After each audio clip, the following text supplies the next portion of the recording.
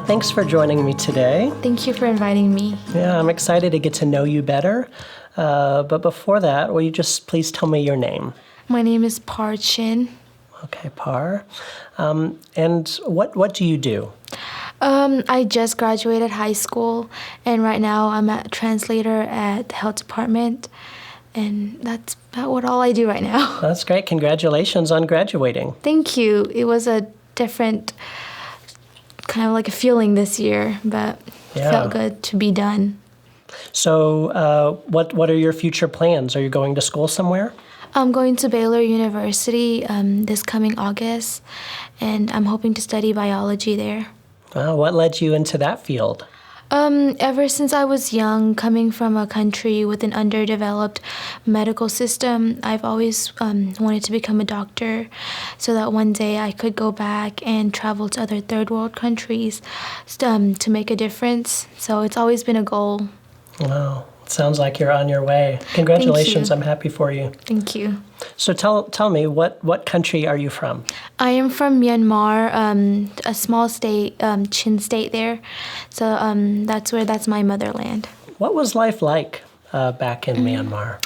I was really young when I left Myanmar, but while I was there, it was very peaceful kind of where I grew up. Everything, there wasn't like a lot of cars or anything, and I was blessed enough to not firsthand see the different ethnic wars going on there. So I left when I was 3 with my mother just for a better future.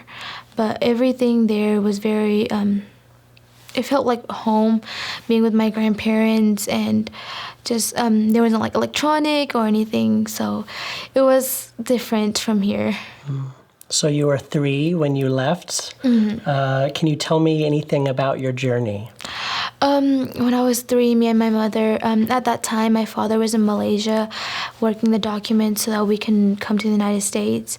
And once he got a lot of that, about 1/3 of it approved, he called me and my mom. And we didn't have a lot of money, so we couldn't go through airplane like a lot of families did. We actually went through boats and on feet. So being a 3-year-old, I cried a lot of the way.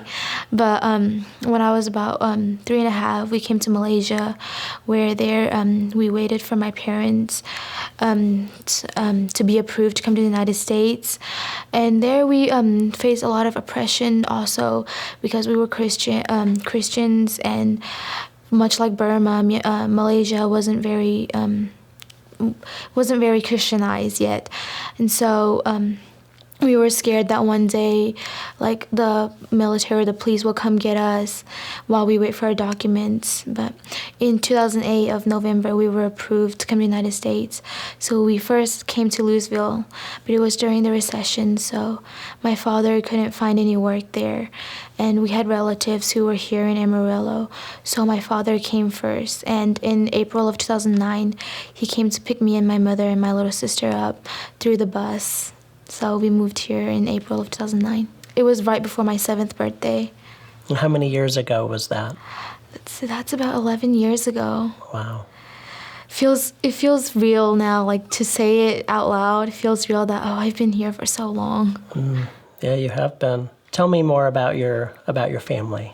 I am the oldest of 4 siblings, and I live here in Amarillo with my mother, my father, and my 3 younger siblings, and my cousin who my parents had adopted from when he was young, and he had lived with us.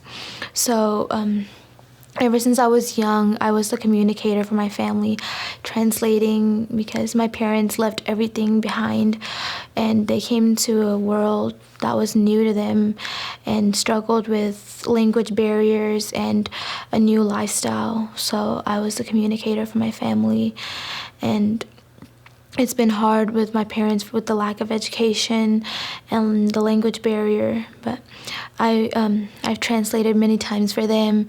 And it's been a long journey, but my parents are adapting slowly too.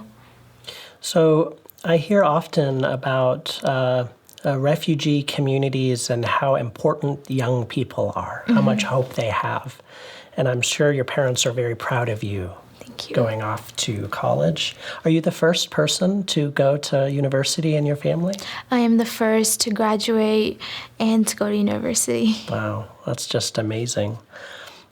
What is something that your parents have really worked to make sure that they pass on to you as a young person? I think how much they value family and education, because when we came here in the United States, we had nothing except each other and the opportunity to grow up in a country rich with education. So they really pass on to me to value family, because when wealth can be taken away, many materialistic things can be taken away, but family will always be there. And with education, if you pursue it, no one can take your wisdom away. What has it been like to be a bridge between people your parents' generation, from that age group, and then those who were born here? Think so. Two of my younger siblings are born here, so I think one of the hardest thing is keeping our culture alive. And especially in my family, my sisters grow up here. Half of the time they're in school, so they learn to speak English and write in English. And a lot of the things they do, they are with like their American friends, and so they're forgetting a lot of our cultures. But each summer we have Chin School at our church, so I've had the opportunity to teach there. And I think with the older generation, they really value our culture, our language, and our everything about us, like the food we eat. So it's really hard finding a balance between that. But I think with the opportunities like celebrating Chin National Day and the opportunities to go to school in the summer to learn Chin has really helped the younger generation keep the culture alive. When I came to the United States, I actually didn't know how to read or write in Chin. So I've learned through those summer schools at church to write and read in Chin. So I think Wow, it's a so you've struggle for learned how to everyone. read and write in your first language since you've been here in the USA. I've always spoke it, but I've never, because in Burmese, in Myanmar, we were taught Burmese, and I didn't get to go to much higher education there since I came here at a young age. So my parents taught me, and whenever we would go to doctor's appointments, I would point out a picture and I'd be like, "Mom, what's this in Chin?" And she'd tell me, and when we go home, she'd write it out for me. So that's how I learned. And through the summer schools, a lot of the older generation, they made an effort to make sure that we didn't forget. So that has really That's helped good. me. And you mentioned Chin National Day. Can you tell me more about that? So Chin National Day, it was first started in 1948. So this year marked the 72nd anniversary of it. It symbolizes the democracy and the Chin State being a united nation, being united as a nation and as a people culturally.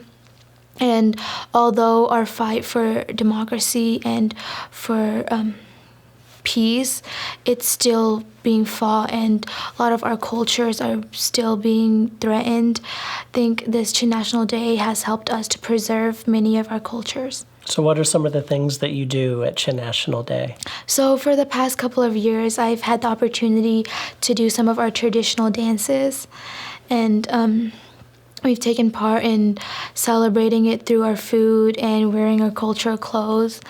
And I've also participated in the fashion show. What is something that Chin people are really proud of? Something that they feel that they are good at? I think we're really proud of how we're very determined to pave ways for the future generations. I think that's one thing we are really proud of, is that without forgetting and losing our cultures, we are paving ways, and older generations are adapting to American lifestyle and balancing it with their own culture still, so that way the younger generation can grow up in a country rich with education and opportunities.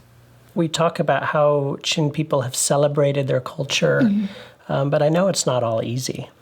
It definitely isn't. What is one way that it's difficult to be a Chin person here in this city? I think a lot, most difficult thing is the language barrier.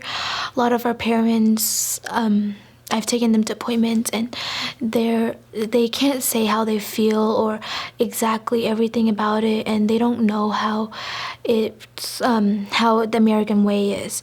So sometimes I feel like whenever they're going to appointments or places, they feel really their self-esteem sometimes feel lower, just because they're like, oh, we're not able to provide this for our children like American parents do, or we're not able to do this because we can't speak the language, or we don't know how to read and write in English.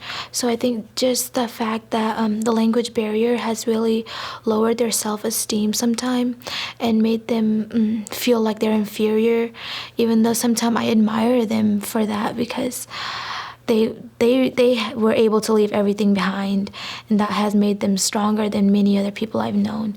But to our parents, sometimes they feel like they're inferior because of that, and I think that's really hard for them. How have you witnessed people overcoming challenges like these? I know, like, for example, our pastor, he's made an effort to go to school here, and I think you've known him. He's gone to, like, ESL classes, and many other parents, after a long day of labor and work, up early in the morning and working at Tyson, they come home and they make an effort to go to school and learn how to write and read basic things in English, attending ESL classes, and I think that's one of the ways that they've really proven themselves. In your own family, what has given you and your parents and siblings the strength to overcome? I think number one would be our faith. My dad and my mom has always held on to their faith, and they've passed that on to us.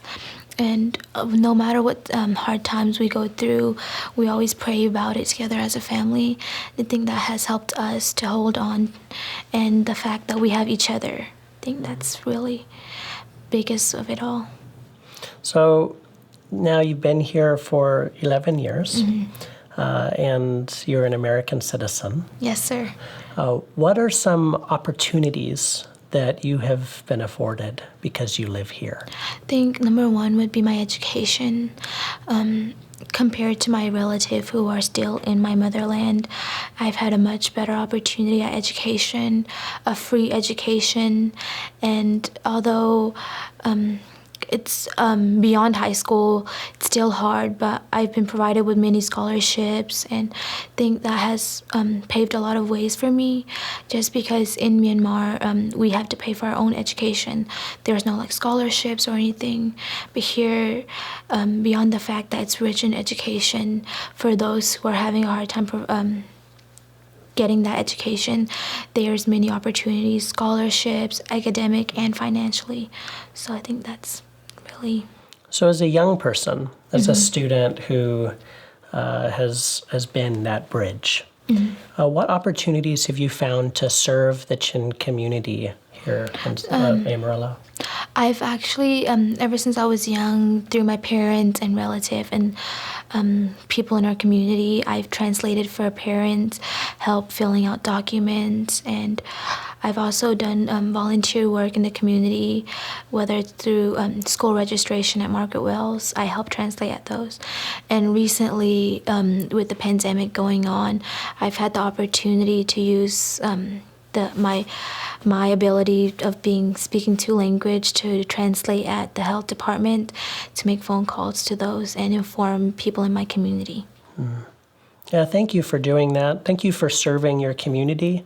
Appreciate it. It's an honor. For representing the Chin people here today. We're proud to have you live here with us. Thank you. We really are, and we are excited to send you off to university in the fall.